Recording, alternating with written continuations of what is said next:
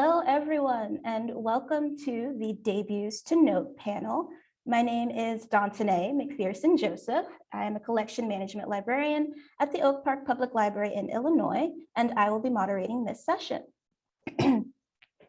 I'm so excited to welcome our authors, Disha Bose, who wrote Dirty Laundry from Ballantine Books. It is a domestic thriller set in a village that follows 3 stay-at-home moms, including a mommy influencer whose Instagram filters are hiding a lot more than the occasional tired eyes. Joining us also is Julia Langbein, author of American Mermaid, published by Doubleday, in which a high school English teacher adapts her debut novel for the screen. Owen Walls, author of The Gospel of Orla, published by Seven Stories Press, which is a contemplative, angsty novel about a teenager in the throes of grief and teenagerdom. And then also Janelle M. Williams, the author of Gone Like Yesterday from Tiny Reparations Books, in which a Black woman searches for her missing brother, accompanied by the ever-present songs of Spongy Moths and a tenacious senior in high school. Welcome, authors. It's lovely to have you all here today. Thank you, participants, for being here. I'm just going to get right to it. We have some really great questions, and I can't wait to get to our answers. We're going to start with Disha. So we learned very early on that Sierra is dead, possibly murdered in her own home. And then in movie fashion, the scene rewinds to several weeks earlier. Everyone is alive. The cracks in the foundations haven't begun to show. No dirty laundry has been aired. But it doesn't take long to figure out that something's wrong, and eventually we find out what happens. When you sat down to write, did you plan to have the story wrap back around on itself, or was that a direction that emerged after you started writing? Thank you, Dontaná, and thank you for inviting me to speak on this panel. It's interesting that you mentioned this sort of film-like sequence to the narrative, because I had a very interesting, almost cinematic episode surrounding the way I started writing the book, actually. I remember I was sitting at my desk and trying to write something, just put words on paper, and out of the blue, this visual just popped up in my head and played out quite vividly, really. You know, I saw it from different camera angles and the lighting, and I saw the faces of the characters, and it seemed very surreal to me. And I wasn't sure if I'd seen it somewhere before or if I was even awake or dreaming. And I just knew I had to write it down. So I wrote that down.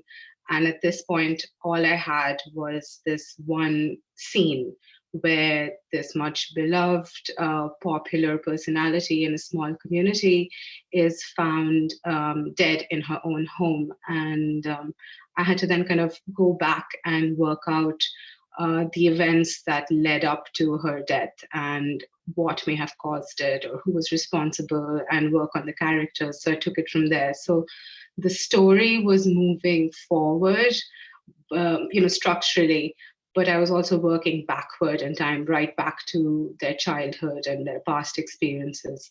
So it seemed fitting that I would also structure the book, in a similar fashion, the way I'd conceived it in my mind. So this scene, which is essentially the ending of the book, is placed at the start, and then we kind of unravel the circumstances leading to her death.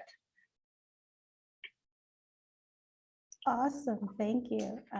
I know when I read it, I was thinking, oh, here we are. But how did we get here? How did we get here? Thank you. In keeping with this sort of kind of cinematic way, we're going to jump to Julia, so something that I found fascinating about American Mermaid is that it is essentially 2 books in one. You wrote 2 whole books. There's the book that you wrote, which is about the high school English teacher, Penelope, who is adapting her book for the big screen. And then there is American Mermaid, the book that Penelope wrote about a mixed race mermaid. Did you always know you were going to be writing a book within a book, and what was that process like? Not only did I not know I was going to be writing a book within a book, I don't think I knew I was even writing a book. This came out of a period when I was doing a lot of improv comedy. I had done a lot of comedy in my 20s. And then I stopped and I got a PhD and I became a very serious person. And then I started to feel too serious and I went back to comedy. And then I got pregnant and I couldn't perform and faff around in bars at night anymore. So I literally just missed it so much. I missed the play, I missed the laughter. And I started basically doing improv alone at my desk. That's how this book started. And the structure of the story within a story is totally stolen from improv. It's an improv game called a herald, where you enter the scene and you do something really simple. You don't have to plot it out like crazy. And then you come back, and it's basically through repetition that simple scenes take on meaning. So the way I structured this book was, I knew that if I could stand in person and make like hilarity for, with a bunch of friends, with a bunch of players in person bodily for an hour, then I could use the structure alone at my desk to sustain me for some amount of time. And that's how American Mermaid got started. Oh, wow. That's going to tie in great to a question that we have later. And also makes a lot of sense. Makes a lot of sense now that I think about it. So Eoghan, I'd like to talk about the poetry to novel shift. You write with such an economy of words, giving readers just enough to orient Orla in space, but not enough to be distracted by, which I imagine was helped with a teenage protagonist. As a poet, how was the transition to writing a novel?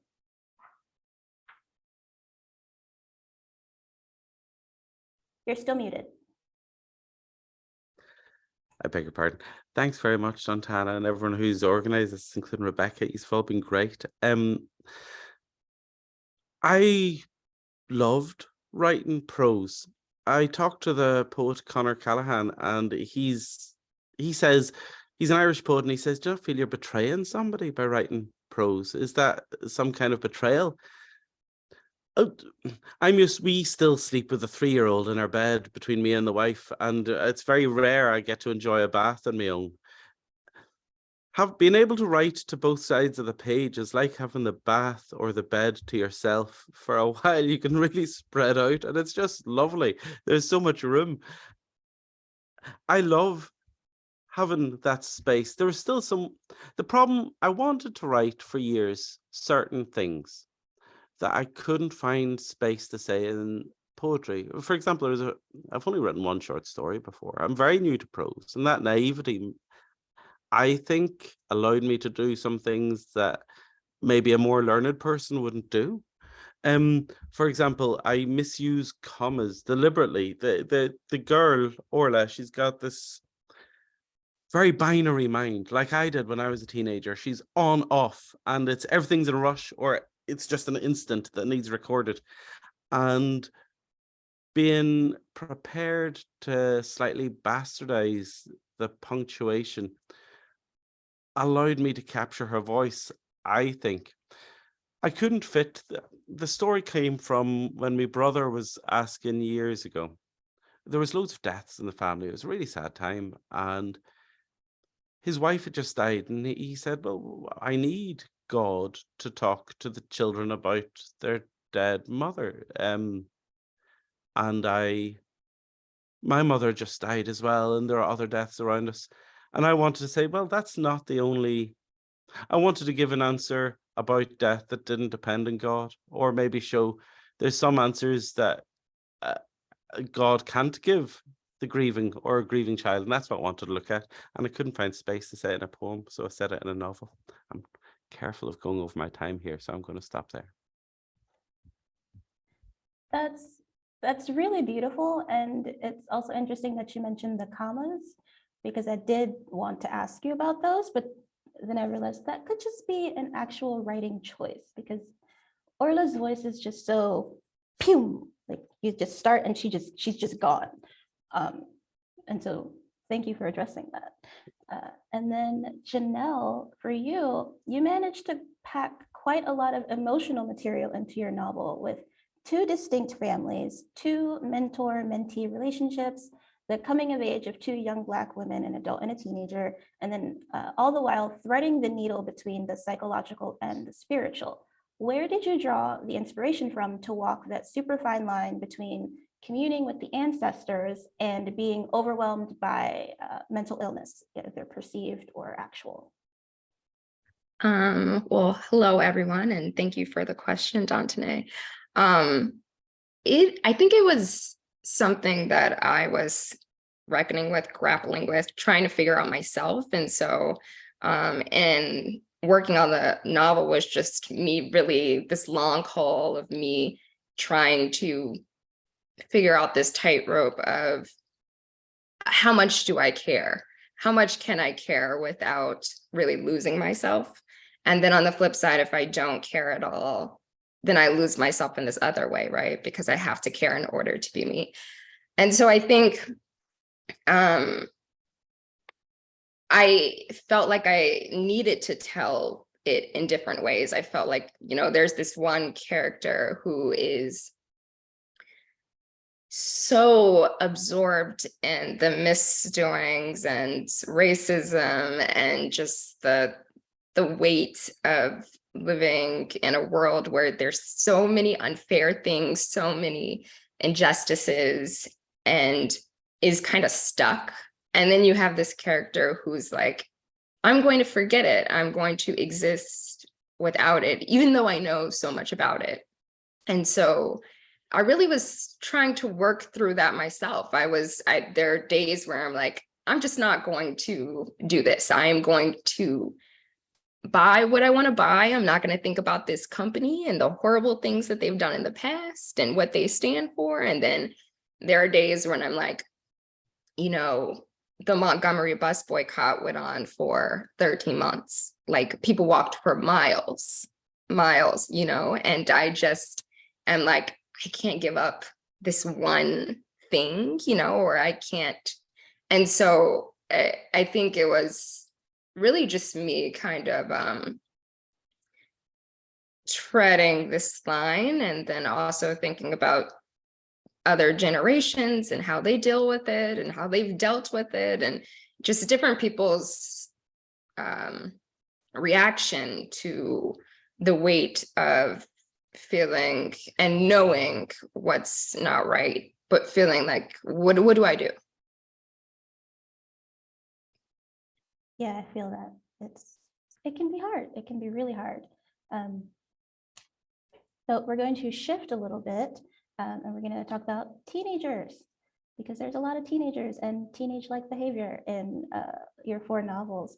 So we're going to go back to Julia for a book about 2 grown women, a human and a mermaid. Teenagers play a surprising role, specifically teenage girls. There are several scenes featuring Penelope's students, and then a standout passage, which I cannot stop thinking about the nature of teenagers themselves, being in a constant state of becoming, and yet also incredibly astute in their analysis of the world around them. Can you talk about why it was important to see Penelope actually interact with teenagers during the process of adapting her book, rather than just reflecting on her time teaching them? Yeah. So I think, we'll probably end up talking a lot about teenagers in this panel, but so without giving too much away, this is a book about a woman who starts out as a teacher, a high school English teacher, but struggles with it. She's economically precarious. She doesn't know if she can make a go of it, and ends up recommitted to teaching. And that is, I wanted the students to be part of that fight for her, the way that the character that she makes saves her. The students that she taught, they save her. And I think I used to teach kids between 18 and 22 at the University of Chicago and at Oxford. And those are basically glorified. Those are teenagers with bank accounts. What I remember from that time, and what I miss so much about that experience, is we think a lot about teachers acting upon students, shaping students, but in a way that I hope doesn't sound too happy clappy and cheesy. They completely changed me. They completely taught me more than I taught them. Being around people who are in that inchoate, in between stage, who don't know who they are, don't have all their opinions formed. It's like who are constitutionally playful, because they're constitutionally always figuring something out, something profound about themselves, is a really rich and fun way to think and to live, people to be around. And so And also they're naturally allies of mermaids. Of course, they're half and half. They're half child, half grown up, you know?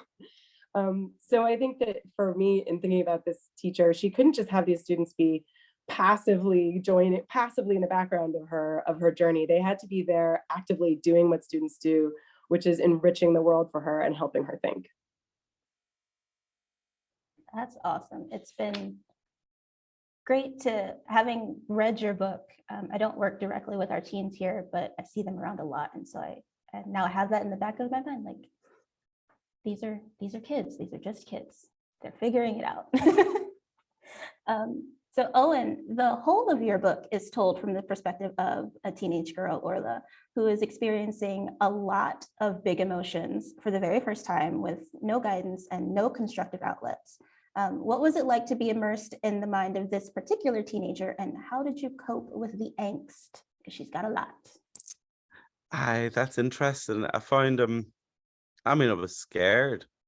I enjoyed the challenge, but I was scared. I used to think when I was a young man, many years ago, that I didn't know what a room full of women would talk about when there was no man. And I know how awful that sounds. I'm not trying to say it was an ignorance or an inability to imagine or empathize. And now I'm the only man in a house of 5 women. And so often I am invisible or part of the furniture. But, you know, I found trying to take on the voice of a teenage girl massively empowering, because I feel emotionally illiterate.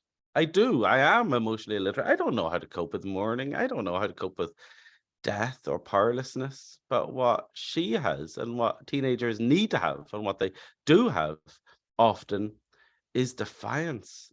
And, you know, when I don't know what to do about death or something, I muddle along or cope with ambiguity.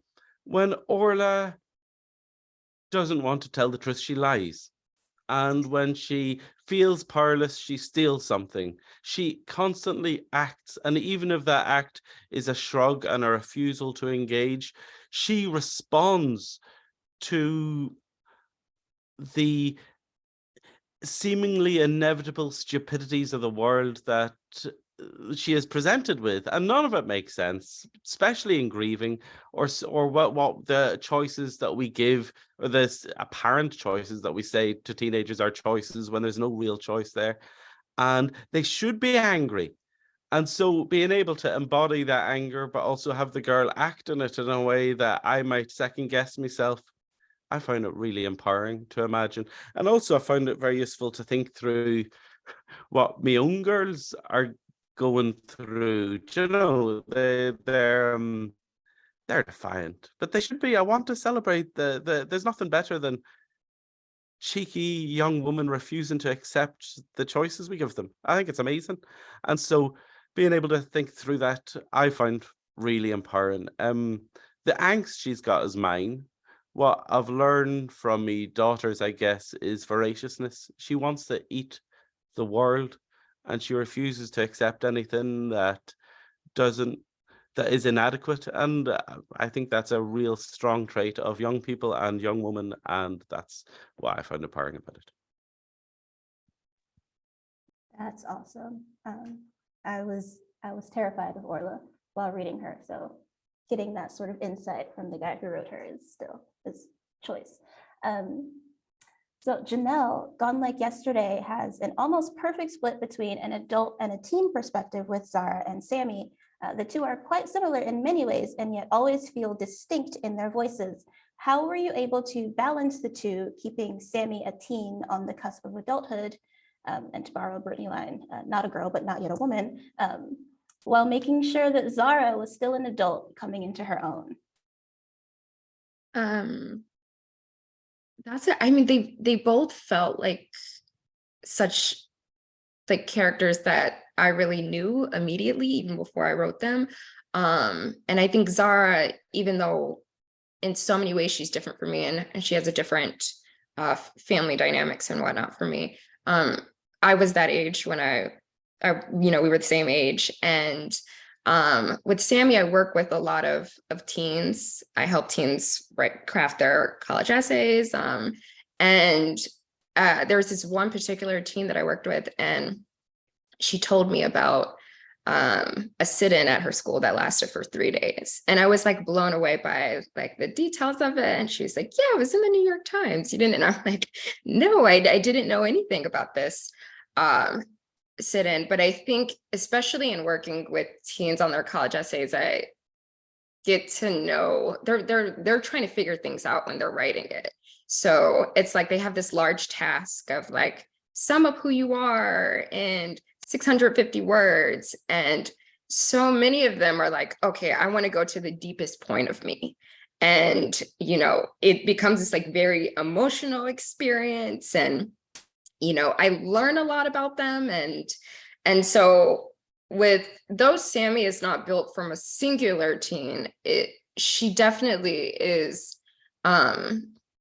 in working with the different Black female teens that I work with, I think I began to see so many similarities in their struggles, so many similarities in the things that they were writing about in their essays. And you know, and I have cousins that age. And so I've been there, and it is wild to me how some of the things that they're writing about, that they are talking about, are things that I was writing about and I was talking about when I was their age. And I'm like, how has this not changed? How are they still struggling with the same school dynamics, or still feeling like, you know, they're not pretty, you know? I'm like, wow, how is that still happening? And so I think I don't know. I don't even know. It's hard to answer that question. I feel like they just were characters that came to me, and I just did my best to be honest about who they were and about what they were experiencing in 2019. And yeah, I think that's it. Well, that's a great answer. I appreciate that. Thank you. And for Disha, your characters are decidedly not teenagers, but grown adult women and men. However, their community's social structure is very much akin to a high school, I thought. And the characters pressure one another, and they gossip about each other, and they snipe at each other with all the casual cruelty of teenagers. Was there ever a point where you thought you might set the story in a more collegiate setting to reflect the emotional maturity of the characters, or did you intend for this to be sort of a commentary on the many ways people hurt the ones they love and themselves in service to the idea of love? I don't think I ever really visualized these characters as teenagers. The three central protagonists are they're millennial mothers, so they're in their 30s. And I never really pictured them in a collegiate setting either, because to me, the way they were acting and the things they said was quite true to real adult life as well. I don't know if we really leave behind these almost instinctual, the drive to kind of self-preserve and thereby sometimes be manipulative and blur the lines between reality and fiction. And do we really not lie anymore, or be manipulative at times to kind of one up each other? And I do think teenagers get a bad rap for being so blatantly obvious in this behavioral pattern. But I think as we grow older, we probably just learn how to mask it better. You know, we're more mature and we're more adept at living in polite society and functioning better as adults. But I think we're all quite, at least most of us are quite capable of behaving poorly under the wrong circumstances. Oh, definitely. Definitely. I think we are all capable of doing that. I think maybe it's that I find, well, for teenagers, I mean, it's a lot more honest because they don't know yet. And so they just do stuff. We're going to jump to Owen. When Orla meets the street man who calls himself Jesus, She understandably runs quickly in the opposite direction. Over time, though, she develops the sort of relationship with him that allows her to find structure and a balance that has been missing in her life. In this way, it parallels what many people find when they embrace religion or spirituality. With Jesus being a very recognizable religious figure, did you ever worry at all that your portrayal of him would ruffle any feathers?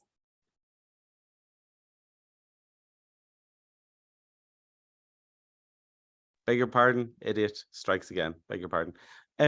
Yeah, I would hope it ruffles feathers. My big worry is that, well, I had two worries. One would that it would be seen as a very Christian book just because there's a character of Jesus in it. I mean, there's two main characters, I guess, Orla and Jesus, and I don't want to be outrageously offensive or directly blasphemous or sacrilegious, perhaps. I think I'm gentle enough, but at the same time, it's not a Christian parable, and I would worry. Really, it's a response to trying to think of an afterlife through, or the Christian offer of an afterlife through, from an atheist perspective. Oh, let me stick. Well, I'll just look at the time now. And I don't want it to be an easy answer. These are questions I was given as a kid. I mean,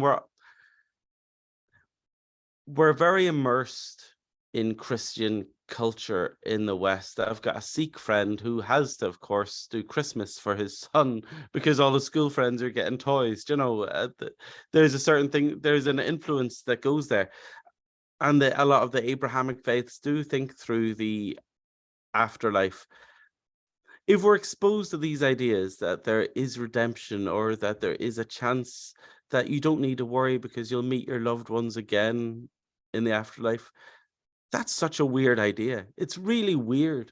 And what if that's not the idea? What if we choose not to do that? How does that emotionally make any sense, to choose something else and to reject that? That's what I wanted to think through in the book. I don't want to be hateful towards religion, not at all. But definitely I don't want to be writing a book that is trying to celebrate religious thought. It's trying to query the idea, how can we cope with death if afterlife is not enough or not there? Or what kind of afterlife would we accept? I mean, do you want to lose your body and sing forever in heaven? Or do you want this body? We spend most of our lives, I can't think of a single teenager who loves their body and just goes, oh, isn't it great? I'm in this body. Do we want these bodies when we die? I don't know what we want. And that's kind of what I'm trying to think through in the book. I just hope that atheists or Jews or Muslims can also read them, because a lot of us are exposed to ideas of the afterlife. And I want to think through mourning, and I want to think what kind of afterlife would be acceptable to a teenager. And I hope those questions can be relevant to non-Christians. And if it is offensive to Christians, I think we own it. I own it. I was brought up a Christian. I spent my life as a kid, as a teenager, worrying about these things, worrying about what would happen when we die. And so I think I own it enough to talk about it. Is that selfish? I don't know. I mean, I don't think it's selfish. We all experience religion and spirituality differently, and we all have questions about it, especially when you grow up in it and then you might leave it. And so I think that's really kind to kind of try to put that in your book. For Julia, and it makes sense because you did improv comedy, I found myself laughing a lot while reading American Mermaid during some of Penelope's interactions with her screenwriting team. There's a scene in a restaurant. I loved it. In the way that she couldn't really be bothered to learn the names of the Hollywood people, she just assigned them archetypes, and especially in the conversations with her dad and sister. Were those scenes always meant to be funny, or is the humor a byproduct of the very different worlds that these characters inhabit? Right. Yeah. I'm so glad that you were laughing. It is very much meant to be a comic novel. And yeah, I spoke earlier about this way that I used an improv comedy structure to get the book going. But I think this principle of the way that when you recontextualize something, it can be very funny. So, like for example, our goldfish died the other day, and like we was really sad. We loved Edwin. He was a great fish. And but I find recently that when I tell people like, yeah, we got home from school and the fish was dead, everyone laughs. Like there's something that sometimes, right, when you take something out of context, I mean, like, you know, how many times have you told someone like tragic news and they just kind of like almost chuckled?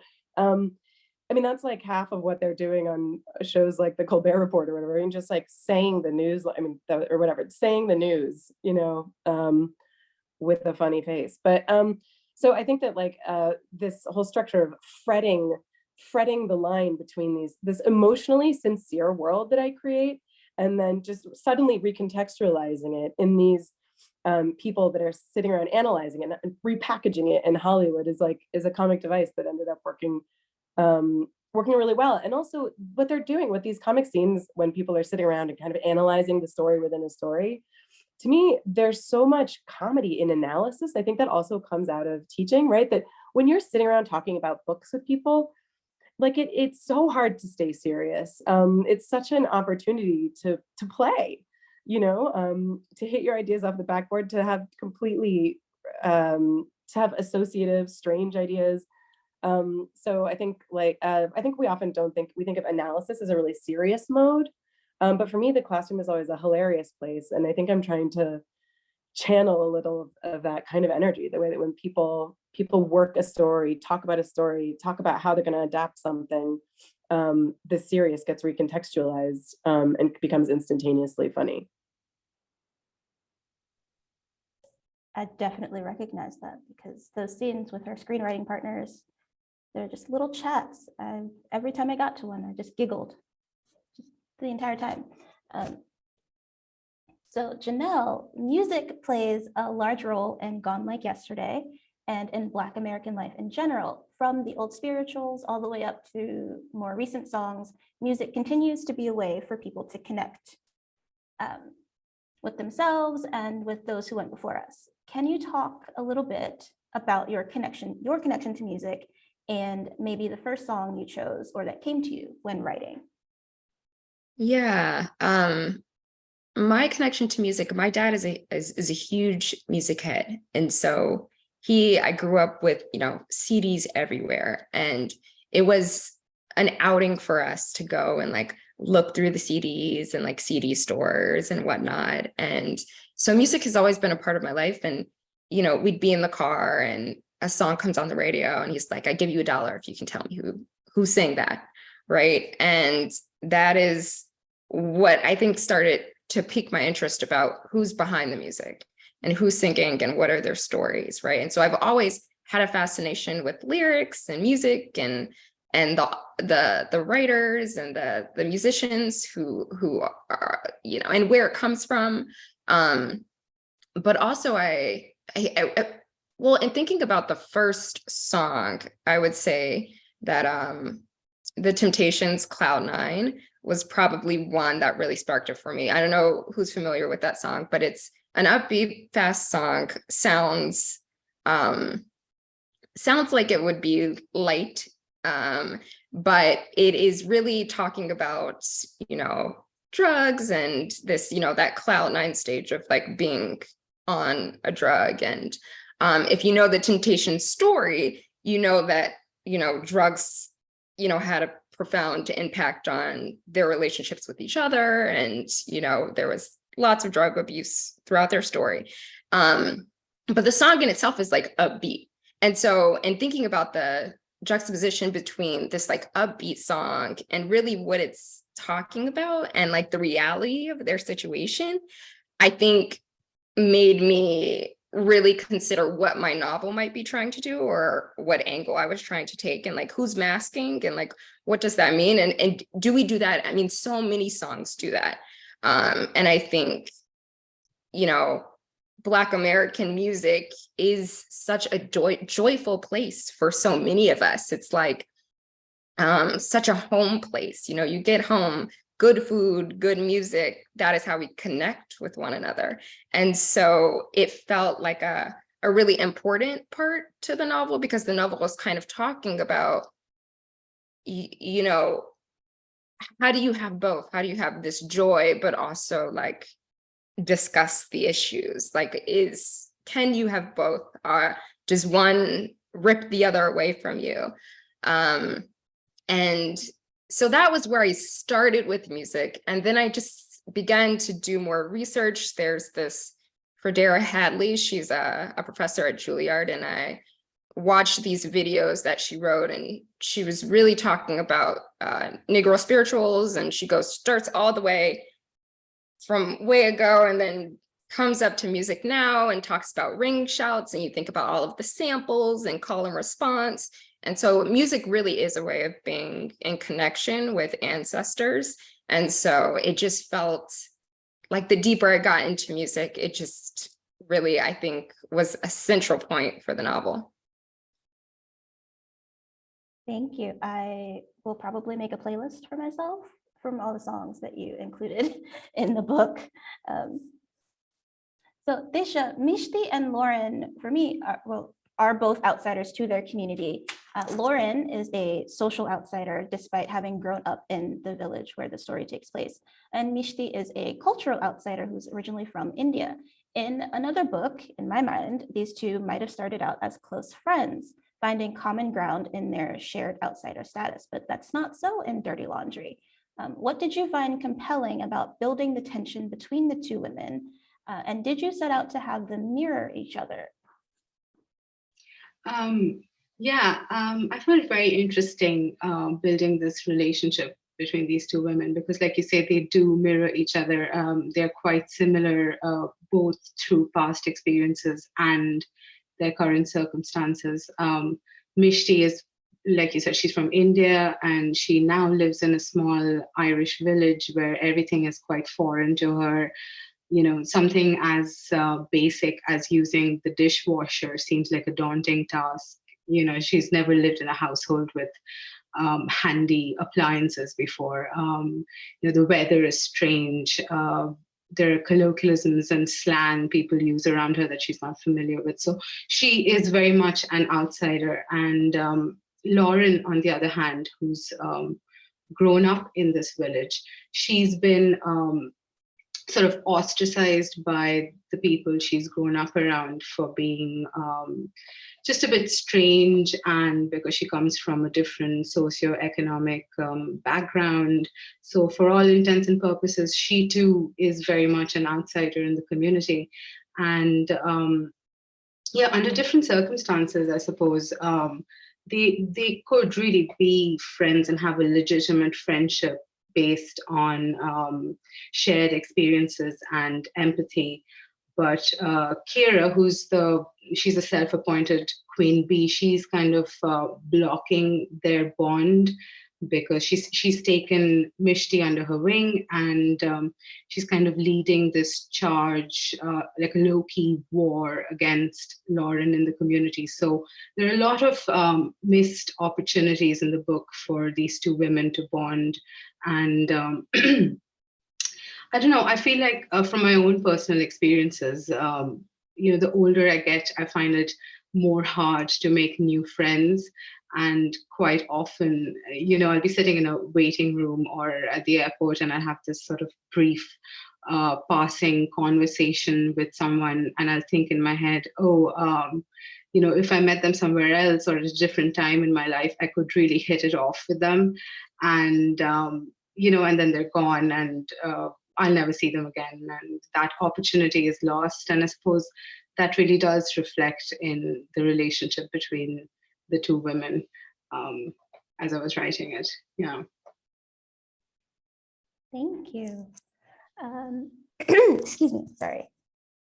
So Julia, Penelope is an English teacher from Connecticut, and her social world expands rapidly when she goes to California, and she experiences what can only be described as culture shock. The collaborative experience of screenwriting and the many parties and get-togethers where she interacts with all the Hollywood people is in its own way a fish out of water story. Can you talk about the parallels between Penelope's story and Sylvia's story, Sylvia being the mermaid? Yes. So yeah, you mentioned this broke Connecticut high school English teacher goes out to Hollywood, and so there's lots of opportunity for comic scenes in these glitzy Hollywood parties where she remains, stuck in her imagination and has a hard time being smooth. But I was thinking when Janelle was talking about how you square joy and like politics kind of, and for me, this book, like there is all of this humor in it. But the books that I love and the books that made me want to write are, like Evelyn Waugh or Edward St. Aubin, people who process war, trauma, culture really profoundly through comedy. And so I'm going to answer your question about the parallel stories.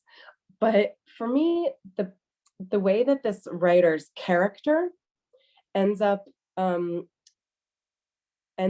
changing her life. In fact, the writer ends up having things happen to her that are like the character that she's created.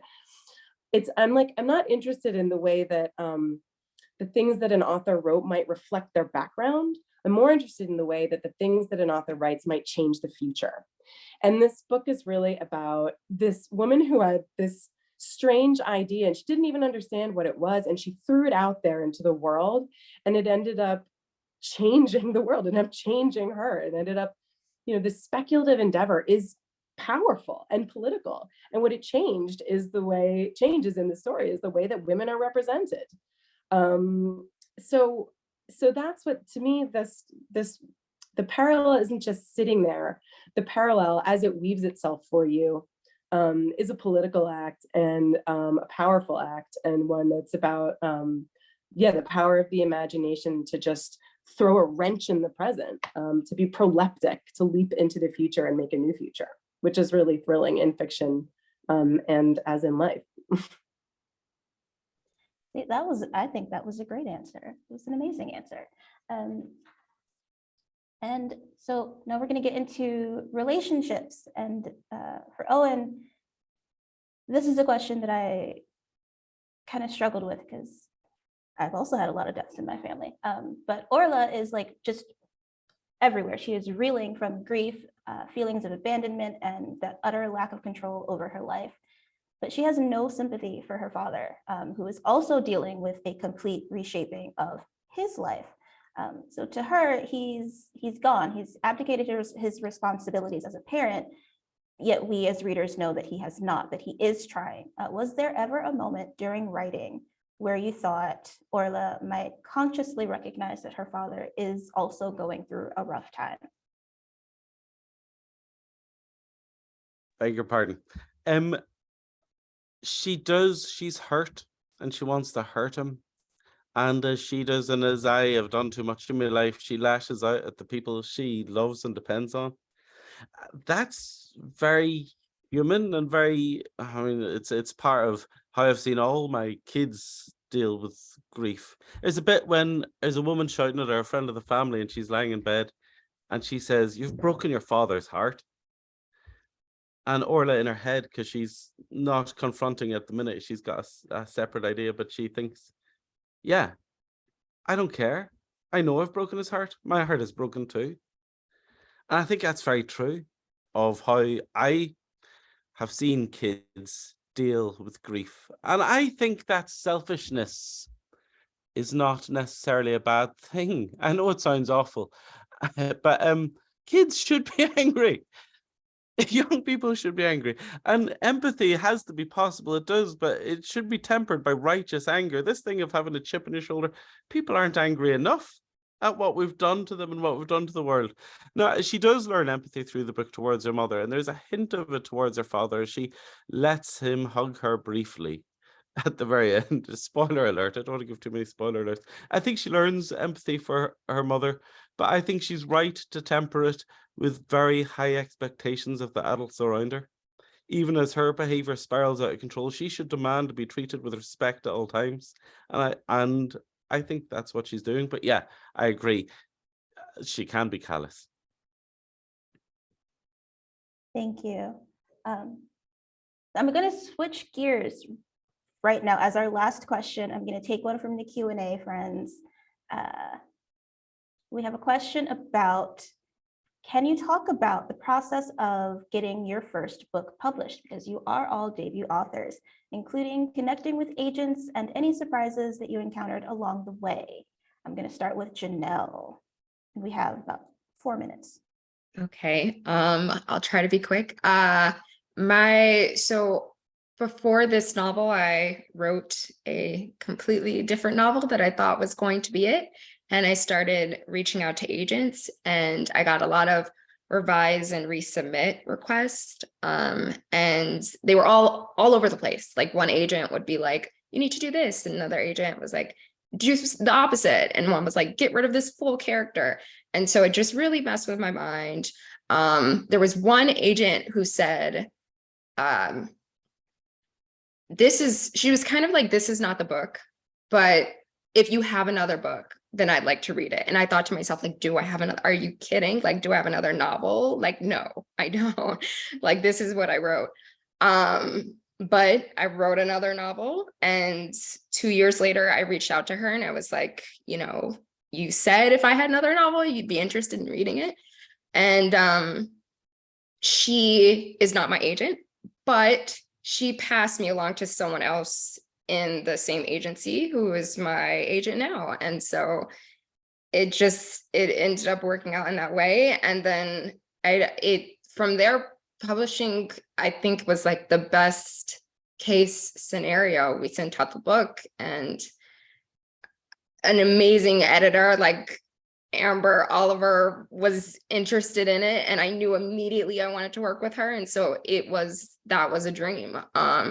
It started off really difficult, and then when it took off, it just took off. That's pretty cool. Same question for Disha. For me, I actually spent nearly a decade trying to write a book, just any book. And there are at least a dozen unfinished novels on my computer somewhere, hidden somewhere. But this book, like I was mentioning earlier, just came out of nowhere, just like hit me. And I wrote it in 8 weeks, very quickly. It's never happened to me before, and don't think it'll happen to me again. Just churned it out, and I barely edited it. I just wanted it out in the world, and I sent it to my agent, the lady who is my agent now, but I also sent it out to a few others, and it was a best case scenario for me, because I got calls back within 24 hours. I picked my agent, who was my dream agent, very quickly, just over one phone call. We found editors in the UK and an editor in the US who wanted to publish. And yeah, I feel like I struggled with completing a book for so long, and then this one was just meant to happen, because it all just happened within a span of 2 months. I'd written the book and I'd found publishers within 2 months. So yeah, if there's any advice, I'd say just keep at it. The book that is going to, it changed my life. The book that's going to change your life, and if you're going to publish it, is going to probably hit you in the face when you're least expecting it. Yeah, that's really the only advice I can give you. Well, thank you so much to Julia, Janelle, Eoghan, and Disha. This has been a great panel. Thank you to all of the librarians and educators for joining us today. That's the end of our time. Next, we have 2 concurrent panels, Returning Favorites and Haunting Tales. I hope you all have enjoyed our debuts to note panel with these first-time novelists, and I hope you enjoy the rest of your sessions. Bye. Thank you.